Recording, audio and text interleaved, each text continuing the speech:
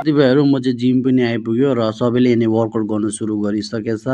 यहाँ चाहिँ leg workout हान्दैछ हो। हाम्रो जोजोले चाहिँ हल्का वार्मअप, उतापट्टि पुलअप्स हान्दैछ र उतापट्टि जोजोले चाहिँ हल्का स्ट्रेचिङहरू गर्दै थियो र म चाहिँ यहाँ भिडियो बनाउँदै थिएँ। तपाईँहरूलाई देखाउनु पऱ्यो नि होइन लाइफमा के चल्दैछ भनेर। र आजको हाम्रो वर्कआउटमा चाहिँ यो ब्याक बाइसेप्स छ हो। र मैले चाहिँ फर्स्टमा यहाँनिर लेट पुल डाउन गरेँ। यसको नाम चाहिँ मलाई थाहा भइसकेछ लेट पुल डाउन भनेर। पखेटा बनाउँछ अरे यसले चाहिँ हो। र यो चाहिँ केबल रोज कि सिटिङ केबल रोज कि के भन्छ नाम त्यति मलाई खासै थाहा छैन हो। र जो टक्क आएर बस्यो हेर्नुहोस् न हो।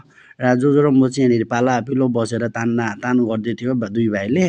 र मैले गरिसकेर त्यहाँबाट फेरि जो बस्यो।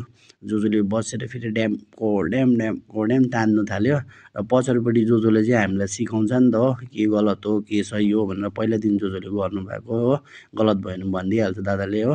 र यहाँ मैले चाहिँ बक्सिङ सुरु गरेँ होइन। बक्सिङ चाहिँ मलाई पहिलादेखि गर्नु मलाई चाहिँ धेरै मन पनि पर्छ बक्सिङ पन्चिङ हान्नेहरू चाहिँ होइन। मैले यहाँनिर पन्चिङ सिक्दैछु हो। कसरी चाहिँ कसेर पन्चिङ हान्नुपर्ने भन्दै होइन। यताउति मिलाउँदै खुट्टा उफार्दै उफ्री हान्दै थिएँ होइन। र बक्सिङ गरिसकेर त्यसपछि चाहिँ म यता लागेँ कार्डियोपट्टि होइन। हल्का यहाँनिर वक गरिदिउँ भनेर चाहिँ चढेको। चलाउनै जानेन। त्यहाँबाट जोजोलाई बोलाएर के हो जोजो यस्तो उस्तो सिकाइदिनु होइन। किनकि यसमा चाहिँ फास्ट स्लो यस्तो हुन्छ नि त फेरि हो। मिस्टेकली भएर फास्टमा हान्नु पऱ्यो नि मुख सुख जोतिन्छ भनेर हो जोजोलाई सिकाउनु लगाएँ। र बल्ल जानेर एकछिन हिँडेको थियो। एकछिन हिँड्दा के भयो अटोमेटिकली स्पिड बढ्यो झन्डै उत्तानोचित भयो होइन। र त्यहाँबाट चाहिँ यहाँनिर हाम्रो जोजोलाई भनेको जोजो फेरि आएर यसो चेक गर्नु थाल्यो।